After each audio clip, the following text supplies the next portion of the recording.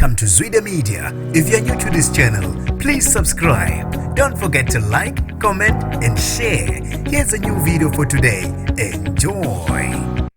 Usitholele ithuba lezinqayizivelo intandokazi yomsakazo ukhozi FM uTshatha Khatide Ngobe uzohlangana nabasakazi bakweminye imisakazo obukhoma emcimbini iSun City Festival. Nginibingelele ngiphinde nginamukele ezindabeni zezwe Media igama lami ngosibonga konke wakantwana Mothanda ungangibiza intatheli ka YouTube. Okubikwa ukuthi icacele esisokweni kwisihlomo somsakazo ukhozi FM uTshatha Khatide Ngobe ozobe eshiyelana inkundla nezinye izitandokazi zabanye abasakazi bezinye iziteshi kwa SABC kwindumezulu yomcimbi iziyakhala Sun City Festival ezobe ise-Sun City Super Bowl eNorthwest ngoJune 28.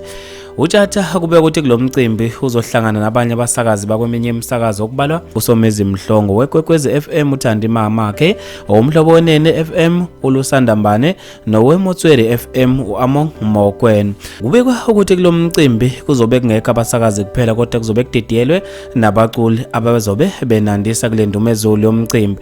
Kubaculi abazobe besina bededelana kukhona iLady Smith Black Mambazo, Dr Nothembi Mkhwebane, Ringu Maka King Monata Kespanyo versus Java Mthandeni, Ntate Stana Qadasen Maqhinga noLwandlu Nkulu bese kuba uGeneral Mugza. Umphathi jikelele wemsakazo engaphansi kwa SABC uThina Siphele Sixhasi uthe izitandokazi zosaziwayo bangaphansi kwalenhlangano yokusakaza eNingizimu Afrika zizobe iphelele ngomningi bazo kulesi sifundazwe esibizwa ngobokhone bophirima. Uqhube wathi bazobe begubha ukuba ngama-Afrika futhi sisebenze ngokusikhandla ukubeka lo mcimbi eqophelweni eliphezulu ukuze ungalebaleki ezingqondweni zethu. Ngakho-ke ayikho indlela engcono engadlula lena yokuletha ikhono elingaphambili la kwa SABC kubeka uzixhaso. Oyinhloko yophiko oluhlela imicimbi eSun City nombuso obuthelezi wengeze ngokuthi icacele esokweni kuba ukubona selidumele emansumpeni ngeziyakhala Sun City emva kwezinyanga bengalali belungiselela le ndumezulu yomcimbi futhi lolu hlu lwabaphathi bohlelo